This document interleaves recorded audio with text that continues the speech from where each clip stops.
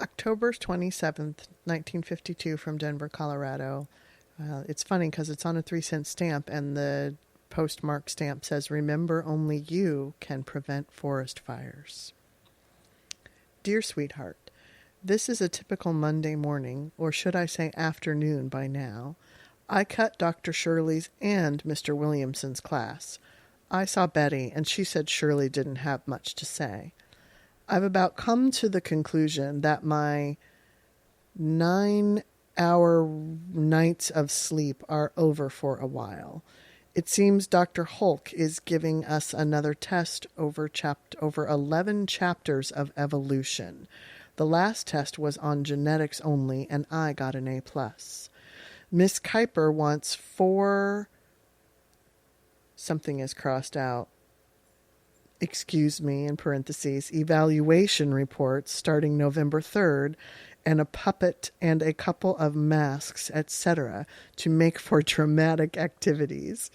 We have to go out to Phipps Audit and see a children's play, Phipps Auditorium, and see a children's play and write an evaluation on that too. In that class today, one of the kids said she'd read a couple of chapters in our text and thinks it's interesting, so I may as well get it out and read it too. Shirley wants our whole social book read by this week. I've read 5 chapters. Now all I need is for Williamson to decide we should compare a few piano sonatas or the like. The stuff I write for this comp class he seems to like better than what I wrote last summer. The girl in these PJs you saw going through the hall last night was Connie. They, the housing office, had sprayed our kitchen and bathroom for silverfish, and so we had to go over to the counselor's apartment to use their bathroom. We can use ours now, though. We went to coffee with Barb this morning. I guess being gone all last week changed George's mind, 'cause he wasn't in the union this AM. Tonight I want to get my genetics done, along with a little social studies, and then write Mama and Ina. Poor Ina has been complaining that Jerk and I never write to her. All she ever hears is what we say in Mom's letters. Jerk is one of the names I call Cleone, and that and Sniff or Sniffy or Smits. She doesn't seem to mind, though. All I've done all day is wonder what you were doing. By June, I hope I can go through Monday without, and she's going to say crying. I don't even have to tell you what this is going to say, a mile-long face and thoughts constantly in Boulder, but I doubt it.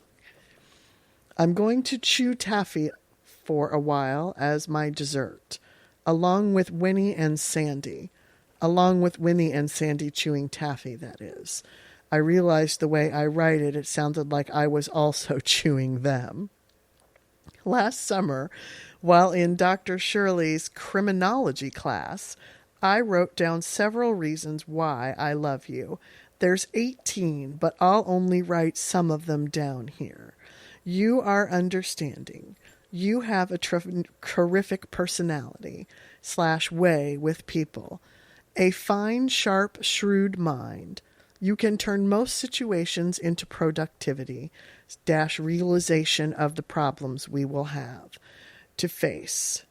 Realization of the problems we will have to face. You protect me.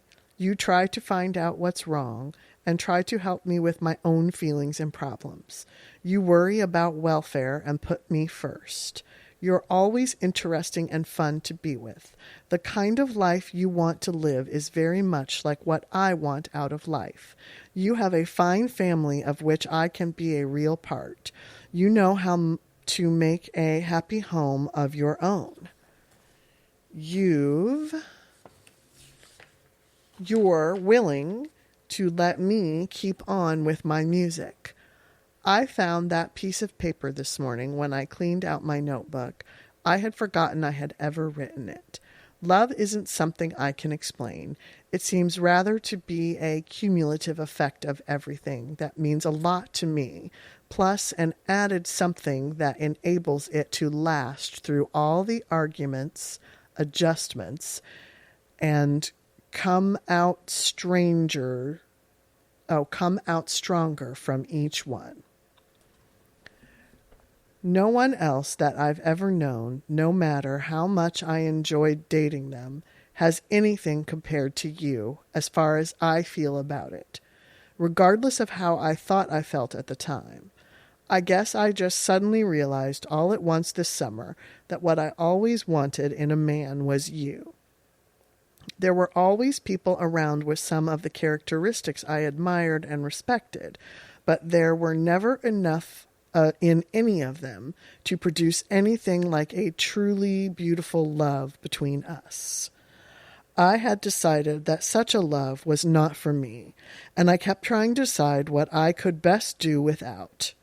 But now that I have you, my darling, I realize that I could never have done without you. Winnie and Bob are planning on being married fairly soon. He went back to Washington State, and either Christmas or the end of second quarter, Winnie will join him and be married up there. Connie and Jim may be married this summer, too. What an apartment this is. Well, honey, I have to study in earnest this week. Is that the way you spell earnest?